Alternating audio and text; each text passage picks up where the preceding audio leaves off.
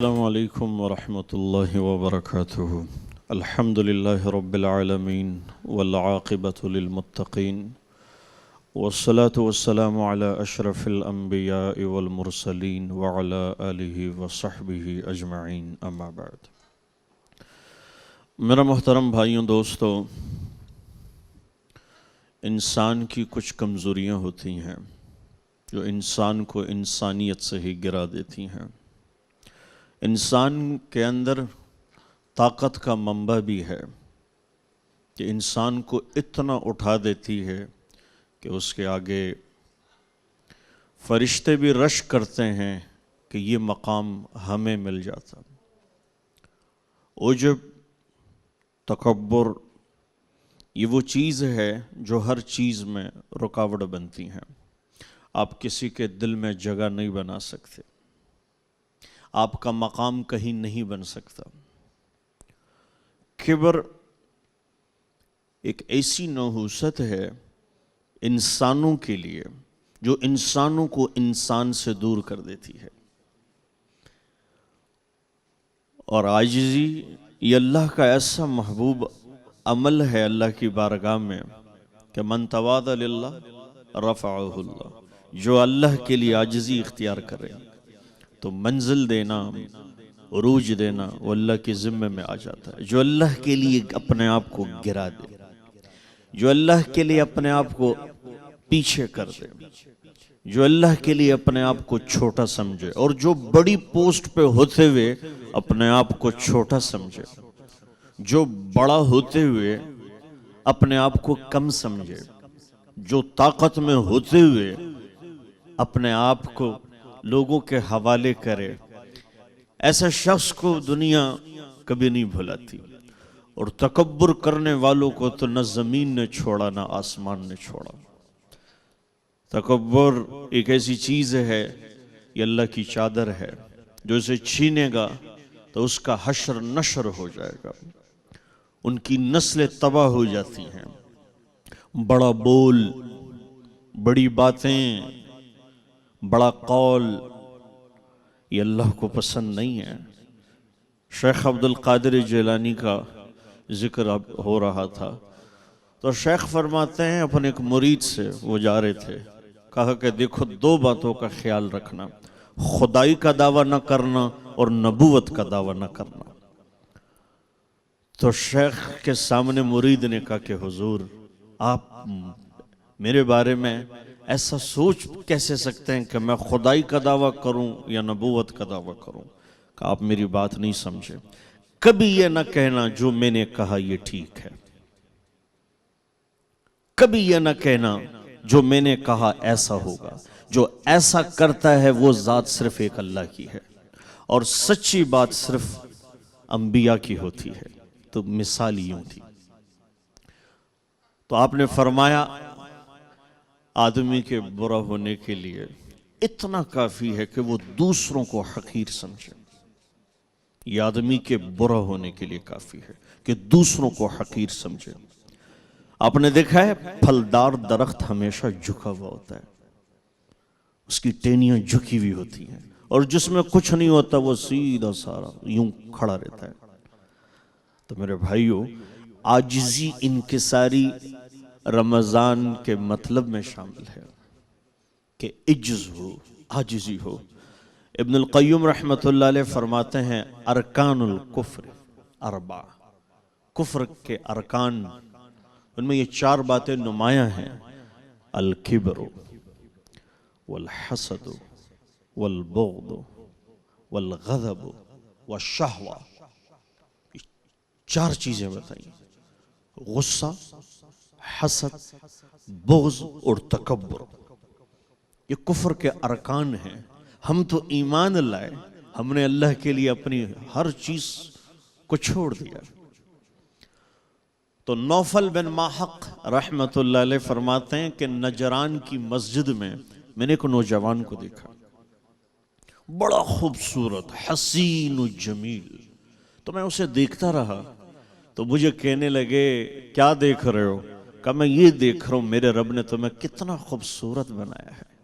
کہ وہ نوجوان کہنے لگا جتنا تم مجھے دیکھ رہے ہو اور تعجب کر رہے ہو، اسی نگاہ سے رب بھی دیکھ رہا ہے کہ یہ کتنا خوبصورت بنا ہے۔ یہ بول اس کی زبان سے یہ لفظ اترنا تھا کہ وہ شخص 6 فٹ سے 5 فٹ کا ہو گیا، 5 سے پھر 4 فٹ کا ہو گیا، پھر 2، پھر 1۔ روایات میں کہ چند یوں اس کی عدد کو لوگ دیکھ بھی نہیں سکتے تھے، ایک 42 سے بھی کم ہو گیا، اور اس کے رشتہ دار لے کے چلے گئے۔ یہ تکبر کا انجام ہے۔ این المتکبرون، کہاں ہیں تکبر کرنے والے؟ کہاں ہیں؟ انسان کے ساتھ تکبر زیب نہیں دیتا، یہ اس کو گرا دیتی ہے، اس کی حیثیت ختم کر دیتی ہیں۔ اور جو منزلیں عاجزی نے انسان کو دی، جو طاقت عاجزی نے انسان کو دی، جو خوبصورتی، اچھا کمی کوتاہی جو ہے نا انسان کے اندر جو ہوتی ہے، بس اوقات آپ چیزوں کی خوبصورتی کو پینٹ کر کے، رنگ روغن کر کے، مختلف چیزوں کے نئے نقش بنا کے آرٹیفیشل طریقے سے اس کی کمی پوری ہو جاتی ہیں۔ انسان میں جو بنیادی کچھ کمیاں ہو، وہ کمی پوری ہوتی ہے اس کی عاجزی سے۔ اور عاجزی اس لیے دکھانا کہ لوگ کہیں بڑا عاجز آدمی ہے، یہ بھی تکبر کی نشانی ہے۔ لوگ کہیں بڑا عاجز آدمی ہے، بڑا شریف آدمی ہے، بڑا سادہ آدمی ہے، یہ بھی تکبر کی علامت ہے کہ لوگوں سے یہ کہلوانا کہ یہ بڑا اچھا آدمی ہے، بڑا مخلص آدمی ہے، نہیں۔ تو میرے بھائیو، آپ صلی اللہ علیہ وسلم کے پاس جب نبوت کے لیے جبریل آئے تو آپ سے پوچھا، یا رسول اللہ ملک النبی وعبد النبی، آپ نبوت بادشاہت والی چاہتے ہیں یا بندگی والی چاہتے ہیں؟ جیسے سلیمان علیہ السلام کے ساتھ بادشاہت والی نبوت تھی، آپ بندگی والی یا بادشاہت والی؟ تو آپ نے جبریل کی طرف دیکھا، آپ کی کیا رائے ہے؟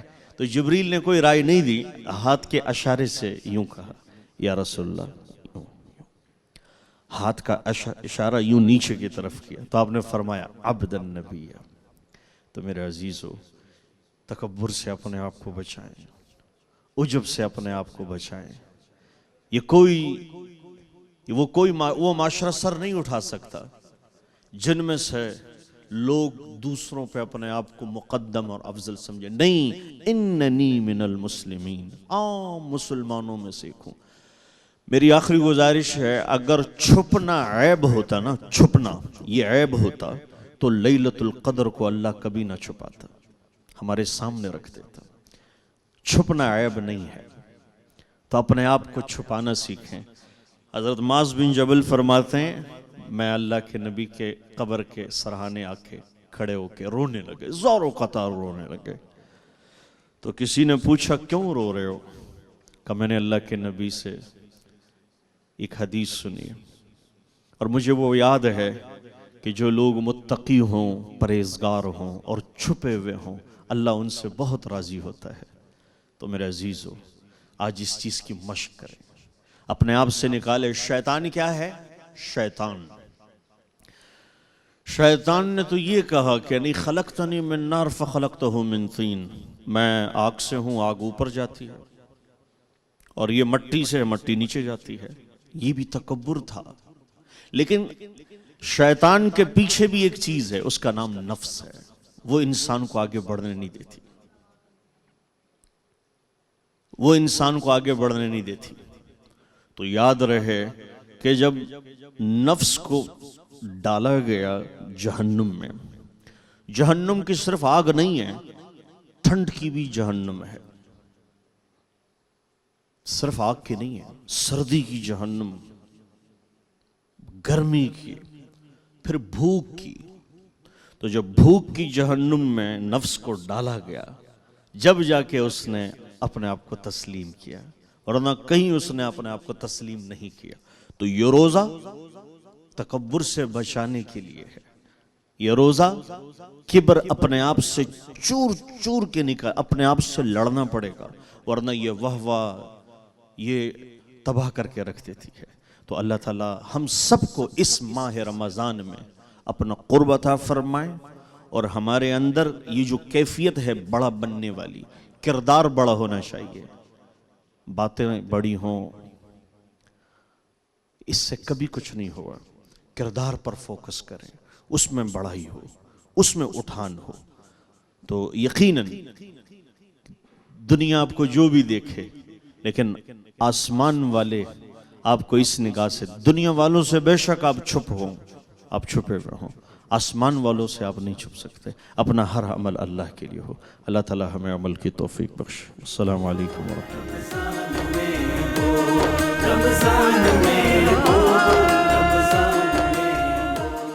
بول انٹرٹینمنٹ کے شوز دیکھنے کے لیے ہمارے چینل کو سبسکرائب کریں اور بیل آئیکن پر کلک کرنا نہ بھولیں.